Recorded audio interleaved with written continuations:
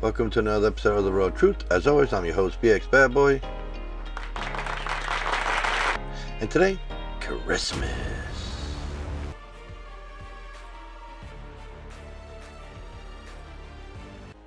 Now, as I say, this one's about Christmas. I guess past, present, and future. I never liked Christmas. Not even as a kid. And that goes by the family Christmas, mind you. It was always a forced event. It was never never a choice. There was times we didn't want to go. We didn't want to do anything. We were told we have to. It's tradition. That's a good way to convince a child to go to family events. Force them. But Christmas itself has always held, I have to say, a warm spot in my heart. I don't recall ever having a good Christmas. Like today, I wish I could show you the shithole Christmas I'm having now. As a matter of fact, gotta love my phone. I'll do just that. I will show you the nightmare of Christmas this year. I have security cameras, as I mentioned before, and I'll be able to set it up for you to see my cameras. So, this is Christmas this year. Miserable, rainy, windy, obnoxious. So, that doesn't change the spirit of Christmas. And like I told my son had asked me, and spoiler, he asked me something I couldn't tell him a lie about. He asked me, Dad, is Santa Claus real? And I refuse to lie. I'm not gonna lie about anything to him. If he asks it, I am obligated to tell him, whatever it is. Now, I don't know how many of you agree with me, but growing up, you didn't realize your parents were lying to you. And those who did grew up knowing the truth. I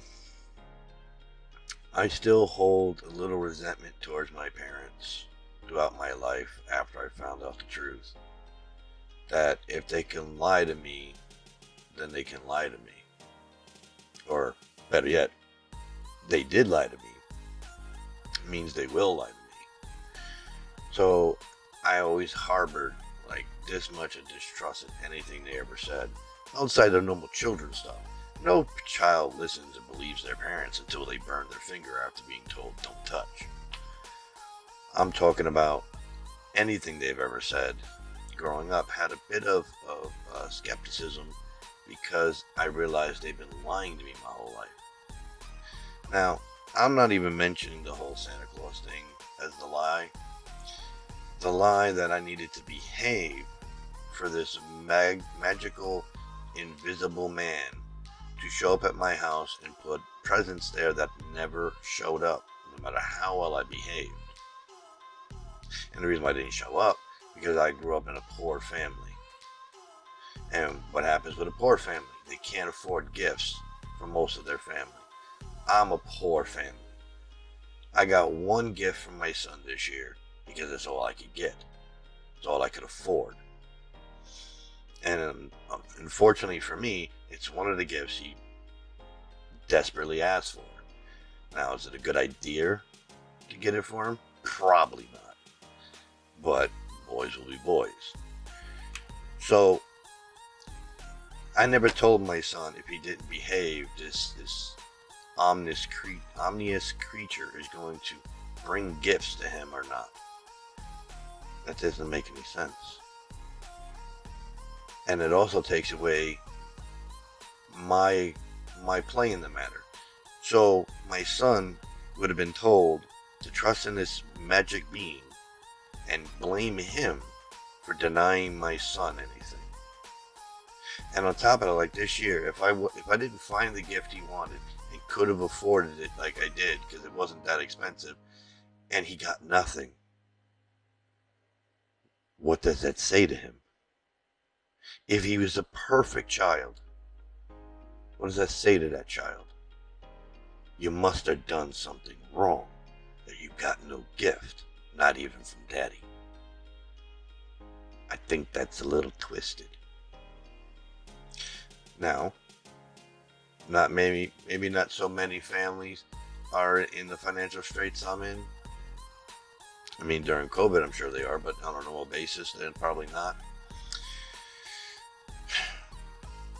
But the 1 year that my son behaves and I can't get him something, especially not what he asked for, does my child now have to sit there and wonder the rest of his days, was he too bad of a child to get his Christmas wish? I personally think that's sick to put a child through that. I refuse. So, my child asked me, was Santa real? I gave him the answer. Now, unfortunately, it opened up a can of worms, and not what you think. He asked me about the other figures. Easter Bunny, Tooth Fairy, so on and so forth.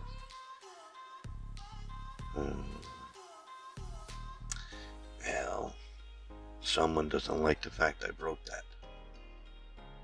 Especially since she tried to use it against him.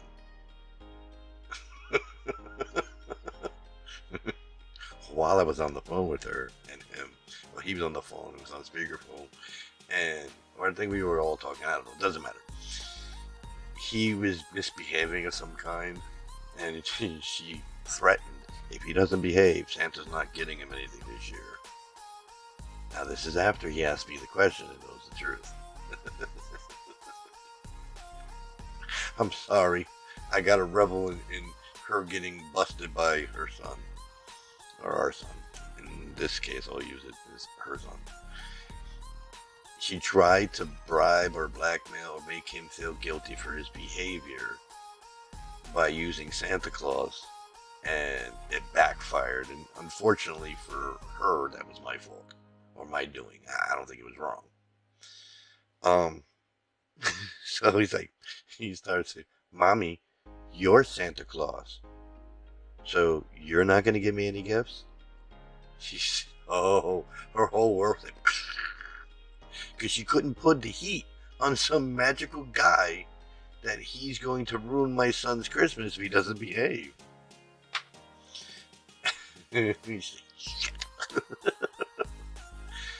Now, I will have to say, the whole Tooth Fairy one, I feel a little bad about. Not on my son's behalf, for her. I understand, wanting to be that special parent that does these little tricks with the kid. She's that wild-eyed amazement.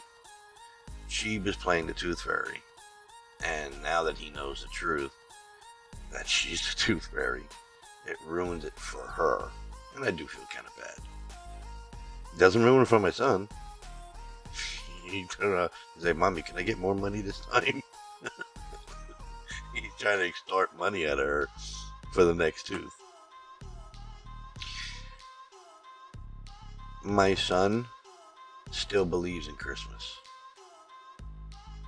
Still believes in the amazement of losing a tooth and a new one growing in. He's still in the amazement of Easter. I did not ruin his spirit of the holiday. I just gave him the truth. Christmas isn't about Santa Claus. And for God's sake, Christmas is not about gifts. Christmas is about a spirit.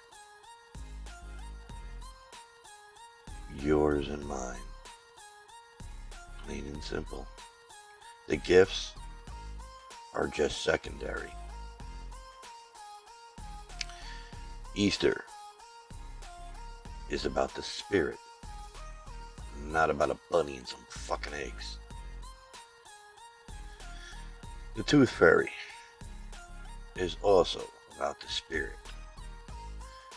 letting the child feel happy that he's growing up and not disgusted or horrified that he's falling apart. Because even my child knows that losing a tooth is losing a part of the body. So he thinks there's something wrong with him. Daddy, daddy, daddy, my tooth fell out. It happens, bub. Your other tooth's gonna go right in. Oh yeah? Yeah. And then you don't feel so bad about it. So he still has the oh daddy, I lost another tooth. These are years after him learning the truth of these things. He's still excited for them all. And now he's excited for the spirit of the day, spirit of the event, spirit of the get together. Not, ooh, what am I getting for Christmas? That's all I care about. Because that's what other children do. Because they believe Christmas is about gifts. Gifts are just a symbol. Not the spirit. That's where the thought that counts comes from. The spirit of Christmas. But like I said, today's another gloomy one. I was having a talk with my mother. I hate people. I like a person, but I hate people. And I become rather withdrawn from people. Because every time I turn around, it's never good. I will tell you that. Or in some cases, it could be better. In other cases, it's just watching my son go through misery, as well as me going through misery. Like my brother, you guys haven't seen him in months. It's because he's not physically doing so well to join me. And I feel bad, and there's nothing I can do about it. My father is in the other room, and he's half-assed dead, and still trying to find a way to stay stable, because he made a promise to my son that he'd be there when he graduated from high school, that is. But his brain is deteriorating. He's more forgetful, more irritable, and sometimes come off very stupid.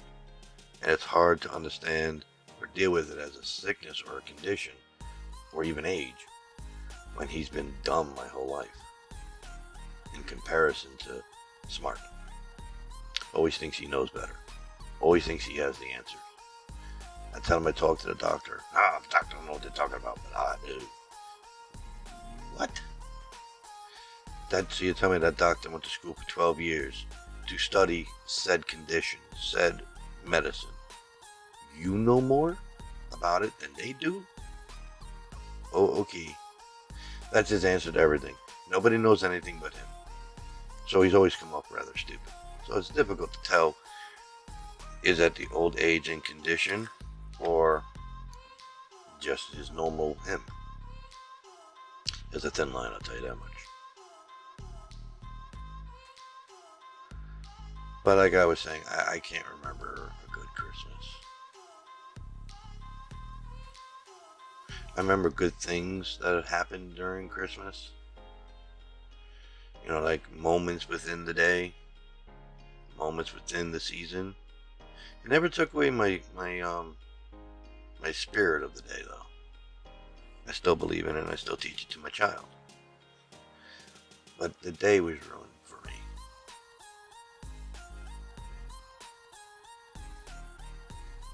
And I try not to ruin it for my son. No matter how miserable, like I am right now, I am. I keep fighting, and I keep teaching him to keep going. Keep the spirit alive no matter what. Never give up. Never surrender. Yes, I know it's been in cartoons, but it's still the truth. As long as you believe, there's a reason to keep going. It doesn't matter what other people think. It only matters what you think. I think Christmas is one of the most miserable holidays out there. For me. Because that's how my Christmas is. For the last 12 years, every Christmas Eve, he's with his mother, and I get him on Christmas Day, whether it's my parenting time or not. And that's because I allow it. Because I want him to know his mother. I want him to spend time with his mother. I want him to have a Christmas that maybe I can't give him. Because he's going to come to me tomorrow after dinner, and I'm going to have one lousy gift for him. And there's no turkey, there's no trees, there's no lights, because there's no money. Maybe his mother and stepfather will give him a little bit of a better Christmas than me, so he doesn't completely miss out. But we still get to spend it together and keep that spirit alive. But to me, holidays are just another day on the calendar. But to my son, they're everything. So when I'm with him, they're everything to him. He's everything to me. So they're everything to me. I doubt anyone feels the same. Everybody thinks I'm something wrong with me. Maybe there is. Maybe there ain't. Maybe there is, there ain't.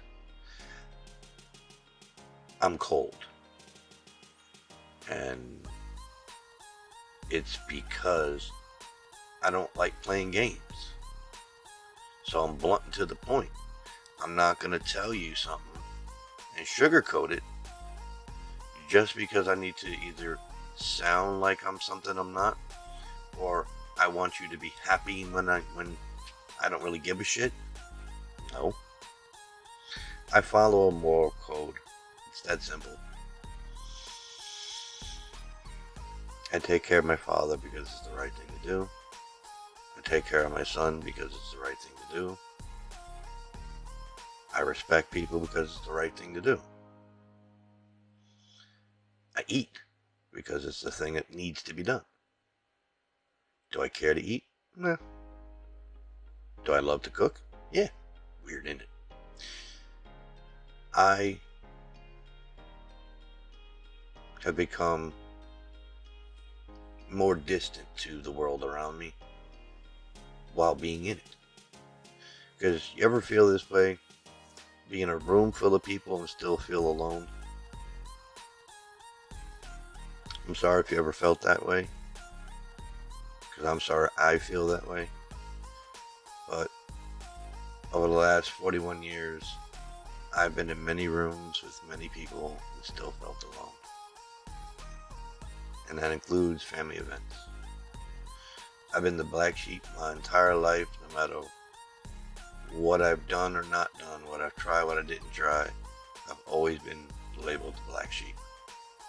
Treated accordingly. They tried doing that to my son. Wasn't having that. Cause my son's not a black sheep. Neither the fuck was I. We were just not taken care of and misunderstood. And I know everybody says that all the time. Oh, I'm just misunderstood. And they just want to be catered to. I don't want no fucking catering. But try to understand what I'm going through. Not just go, oh, he's crazy. Throw him away. Oh, he's crazy. Throw him away. Oh, he's crazy. Give him drugs. My childhood was full of drugs, therapy, and psychiatry. And my son's mother tried to do that to our child and wanted to. She denies it. She denies the argument we have out in front of the school when he was like 3 years old, or no, I apologize. 4 or 5 years old when he went to kindergarten. He was having trouble with school and her first daughter was Ritalin. I said no. She started crying. Nobody understands that you're fucking psychotic. I think they do. Now the school did not suggest any of that. Suggested extra help, not medication. So she never mentioned it again after that day, but my whole childhood, they mentioned it. And for similar behavior that my child exhibits. And it's not inherited conditions. It's misunderstood behavior because my child is free. I've spoken to him like an adult his whole life. And what I mean by that, so the morons can get it clear. Talk to him like a human being. Not like an infant or a child or a fucking dog. Talk to him like a human fucking being. Like one adult to another adult would do. So if you, no. I didn't talk to him like, hey, this is what a dick does. This is what a pussy does. Oh my God, you want to go driving? No. Talk to him like a human fucking being. Learn to do it yourself. Your children will be greatly for it. Will be greater for it. Sorry. It happens. Anyway, so my child likes to talk back, likes to fight for what he thinks is right, and he doesn't back down. He fights until he loses. And unfortunately, in his eyes, he doesn't lose until he's dead. He's a tough cookie, annoying cookie. Sometimes I have to make it crumble. But he's become stronger for it and better for it. He's not as misbehaved as he was in his youth. I know he's not, he's 50 years old. He's turning 12. But youth for him is anything under 7. Because he's like 5'7", 165 pounds. It's a beast. Anyway. And I do my best to help him through it, but other people around him just compile and compile and compile and compile. I teach my child the right thing. I put him on the right path. He doesn't like the right path because it requires responsibility. Then he goes home to his mother, and she goes, have fun, see you later, and runs off and jacks off. And she pays little to no attention, not all the time, but most of the time, if you listen to the words coming from my child. And from my experience with her, I agree a great deal of her time is not invested in him. I think she took the term quality versus quantity a little too far, in my opinion. You need quantity and quality when it comes to a child. And above all else, fucking consistency. So, my son is so excited every Christmas. Seeing that look in his eye makes me just want to cry for multiple reasons. 1, I can't give him the Christmas he wants. 2, the Christmas he wants is awesome. My child's imagination is bonkers. By the way, the weather just got so much worse. Wow. And I'm only going to assume it's rain because the ground is still just looking wet. I try to have a heart for this thing. But if he's not in the room, I could care less. Because to me, it's just another day. Just like my birthday. I don't think I've asked for anything for my birthday since I was 13 years old. I don't think I asked for a Christmas present since I was 13 years old. Now, my mother had asked me growing up, what do you want for Christmas? And of course I tell her. I'm not going to lie to my mother what I want. But it's not what I want for Christmas, it's what I want, period. But I never asked for anything for Christmas. Not my birthday. I haven't asked for shit since I was probably 13. Yeah. To be fair, I guess the last time I asked, actually, if at all once, was between 13 and 16. I got to replay my, youth. I'm old. Between 13 and 16 was the last time I asked for a Christmas present. And the only present I wanted was to come home.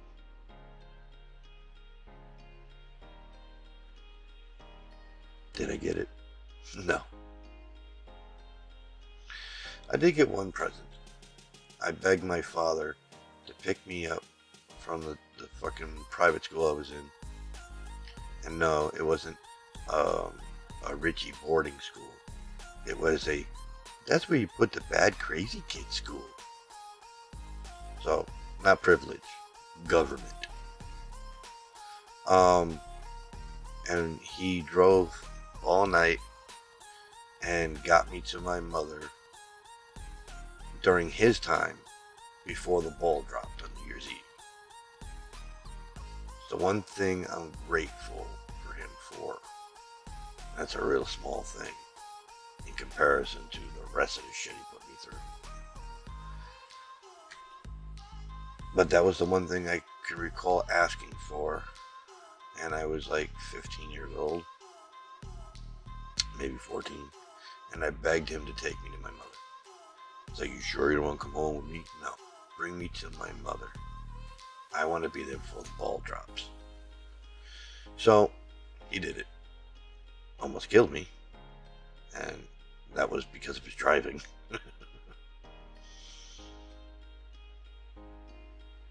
The only thing I've ever wanted since I was 15 years old came out of my son's mother. He's an everlasting Christmas present, birthday present, Easter present, Thanksgiving present, everyday present. Every day that he breathes, I am still shocked. I'm his father. Shocked I have a child. Shocked that my dream when I was 15 years old is now walking and talking and calling me dad.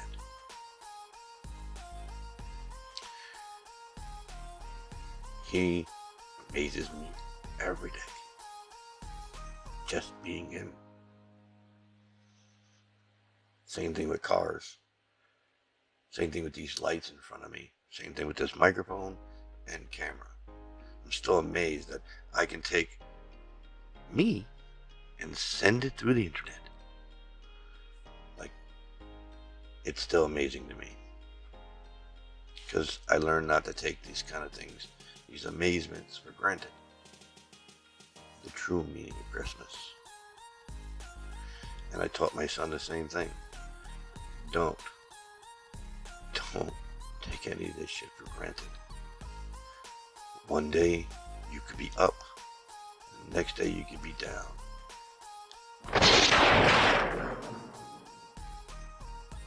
And that lightning strikes, you never see it coming. And it doesn't care. It has no feelings either way. About you, about what it's about to do. There's an old, I don't want to say pathetic, it's not pathetic, but there's an old saying that seems a little morbid. A bomb isn't a bomb that doesn't explode. And I used to think that was crazy. Like, you don't have to make a bomb. And, I looked into it. That wasn't what he was talking about. But if you make one, then it's not a bomb if it doesn't blow up. So, translating that into the rest of the world, if you don't walk, you don't got feet. If you don't get up, you don't exist. If you don't fight, you lose.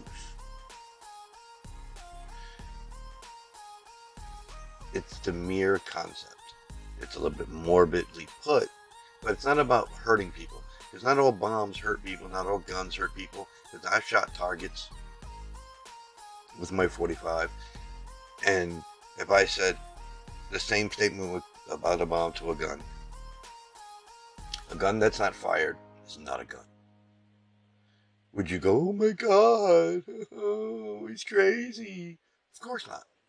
So, a gun that's not fired is not a gun. A bomb that's not fired, exploded is not a bomb. But it's not about hurting people.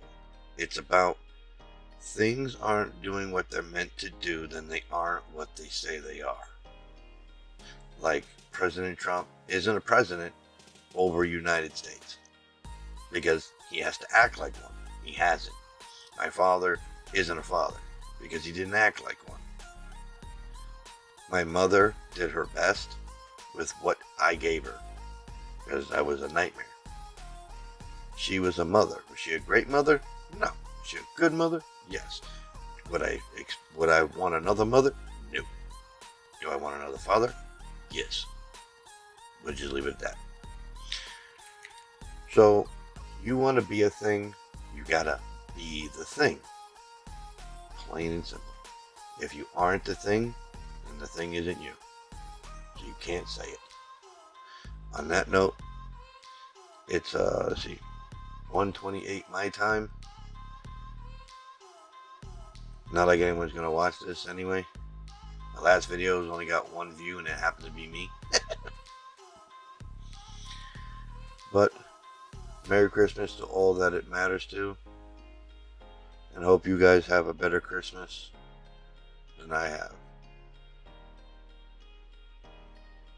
And please subscribe. Could use the help with this channel. Like, dislike, comment. Let's have a conversation. On that note, peace.